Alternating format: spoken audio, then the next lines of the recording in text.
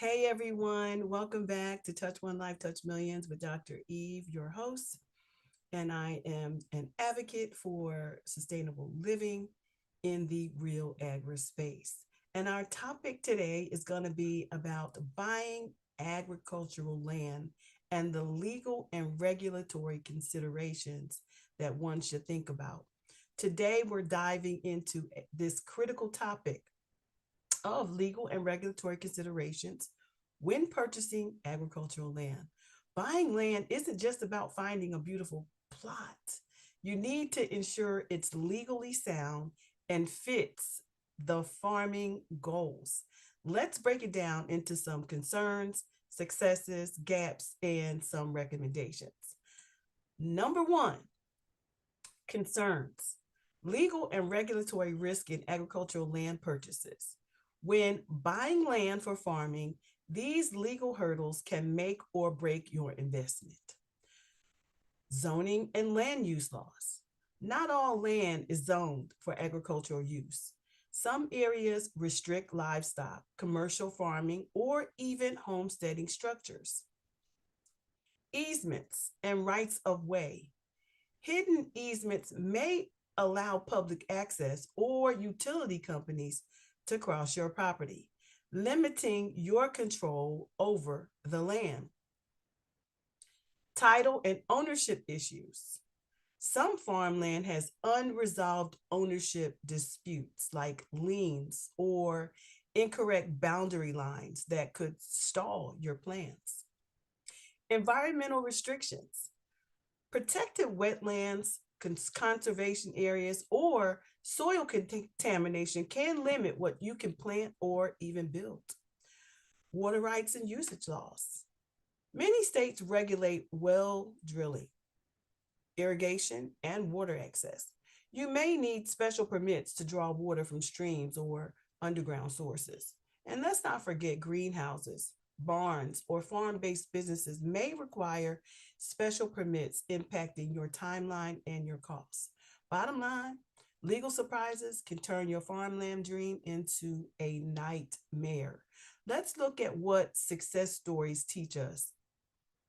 Some agricultural land buyers navigate legal challenges successfully, and here's how they do that.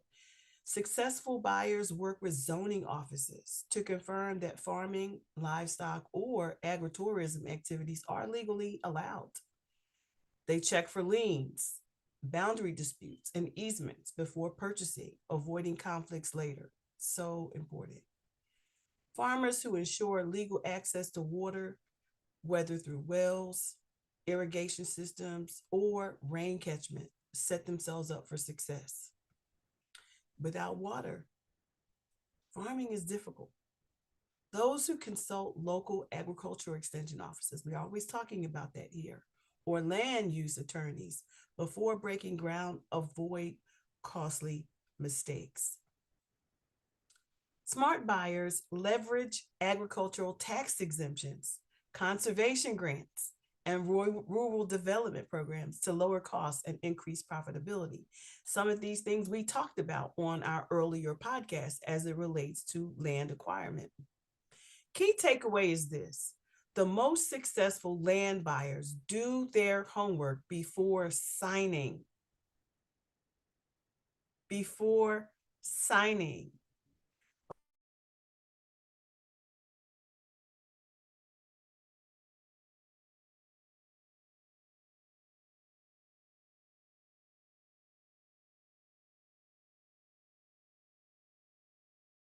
Here are some of the biggest gaps that you should think about.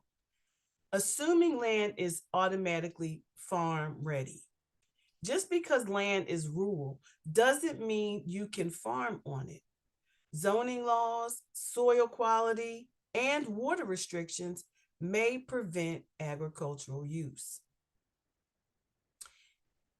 Another is ignoring future zoning changes.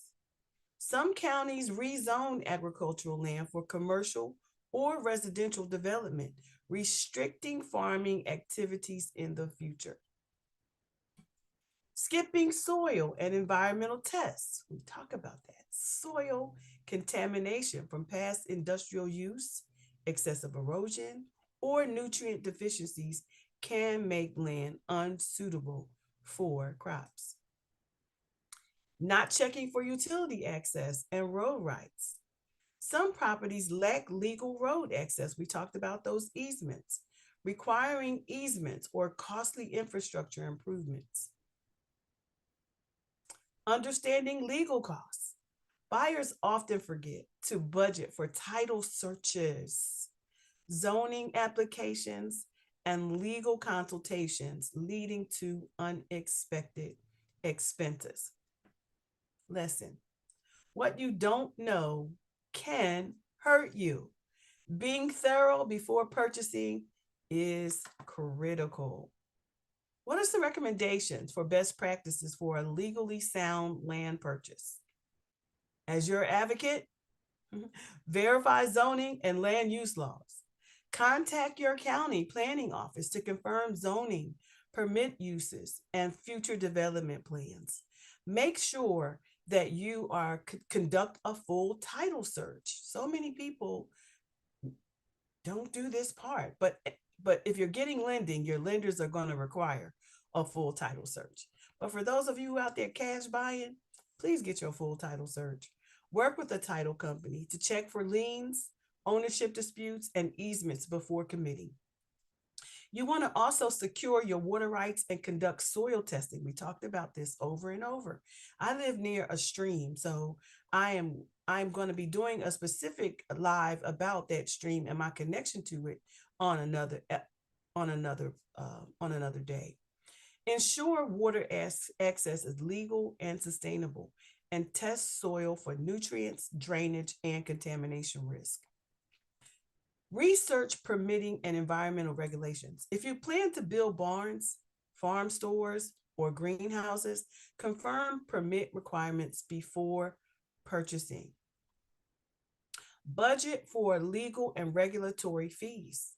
Set aside funds for attorneys, environmental consultants, and permitting costs to avoid financial stress later. Your permits matter, folks. Consult agricultural extension officers. We talked about that, and land use experts. They can provide valuable insights on farming regulations, soil conservation, and grant opportunities. The best land investment is an informed one. Take the time to understand legal and regulatory requirements before making a decision. Next up, what's in the U.S. news this week that could affect your success, right, in farm and in the agricultural purchase of land? Current U.S. news impacting agricultural land purchases. As of March 10th, 2025, 28 states are considering 84 bills that would restrict foreign property ownership, particularly targeting agricultural land. This legislative activity reflects growing concerns over national security and food supply control. This comes out of the committee100.org. Recent data indicates a 1.58 million acre increase in foreign held U.S. agricultural land between 2022 and 2023, primarily due to investments linked to renewable energy projects. Federal oversight and reporting. The Agricultural Foreign Investment Disclosure Act requires foreign entities to report agricultural land holdings. However, enforcement challenges persist, leading to underreporting and data reliability issues. In states like Nevada, conflicts between ranchers seeking expanded land access and environmentalists concerned about ecosystem preservation are intensifying, influencing land use policies. Check out yourwallstreetjournal.com. Recommendations: stay informed on the legislation. Regularly monitor your state and federal legislative developments regarding foreign ownership to ensure compliance and anticipate potential restrictions. That's coming out of, again, committee100.org. Conduct your thorough due diligence. Investigate any existing foreign interests or environmental restrictions on the property to avoid future legal complications. You want to engage legal expertise, as we've said already. Consult with legal professionals specializing in agricultural land transactions to navigate complex regulatory landscapes effectively. By staying informed and seeking appropriate guidance, you can make well informed decisions in the evolving landscape of agricultural land ownership. Here are some resources for you. African American individuals seek to purchase agricultural land have access to a variety of resources designed to support your endeavors. Here are some key organizations and programs that can assist you. One, your Black Family Land Trust. The BFLT focuses on preserving African American land ownership by providing educational, technical, and financial services. Operating primarily in the southeastern United States, they assist landowners in understanding land as an asset and offer strategies for intergenerational wealth building. Number two, National Black Farmers Association is a nonprofit organization representing African American farmers and their families nationwide. They offer education and advocacy focused on civil rights, land retention, access to loans, agricultural training, and rural economic development. USDA's Minority and Women Farmers and Ranchers Loans. Administered by the Farm Service Agency, these loans aim to assist socially disadvantaged groups, including African Americans, in starting, expanding, and maintaining agricultural operations. The program offers various loan types, such as direct operating loans and direct farm ownership loans, with specific funding allocated for socially disadvantaged applicants. Your community land trusts, CLTs, are nonprofit organizations that hold land in trust for the benefit of the community, ensuring long term affordability and access. The model was formalized in the US by pioneers like Ralph Borsodi and later refined by others, including African American leaders seeking secure land access for Black families. Black Farmers Purchasing Toolkit. Check it out. Developed by Stanford University's residential and dining enterprises, this toolkit is designed to assist Black farmers in understanding procurement processes, requirements, and regulations. It aims to enhance business acumen and provide guidance on entering wholesale markets. Black Land Resources by the Texas Freedom Colonies Project. This resource page offers information on farmland resources, legal aid directories, and heirs property and land retention resources, specifically tailored for African American landowners. Number 7, Ambrook's agricultural funding for people of color. Ambrook provides a collection of grants, loans, discounts, cost shares, easements, and insurance options available to people of color in the agricultural sector. Write that down. That's ambrook.com. Ambrook.com. Number 8, Resources for Underserved Farmers by Chico State. This compilation includes national and California-based organizations offering services to underserved farmers, including African Americans. The resources cover various aspects of farming, from technical assistance to funding opportunities. Engaging with these organizations and utilizing their resources can provide valuable support and guidance for African Americans interested in purchasing and managing agricultural land. And finally, don't forget the National Coalition of Black Women Rising, where we are supporting and developing and helping you grow food over grass to combat food insecurity, housing, water supply, and environmental issues.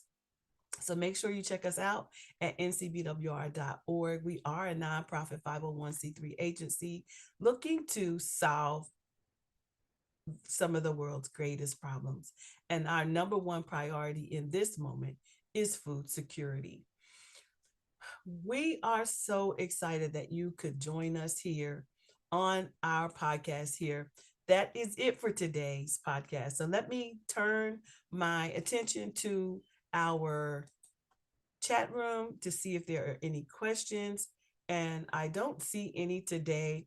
But for those of you who will be joining us in the aftermath, we are excited that you are here. Glad that you could join us. And if you're serious about purchasing agricultural land, remember knowledge is power. Do your research, engage with experts, and take advantage of the many resources available for Black landowners. If you found this episode helpful, share it with someone who's considering land ownership. And don't forget to subscribe for more insights on sustainable living and economic empowerment. Until the next time, keep planting seeds for your future. Until next time.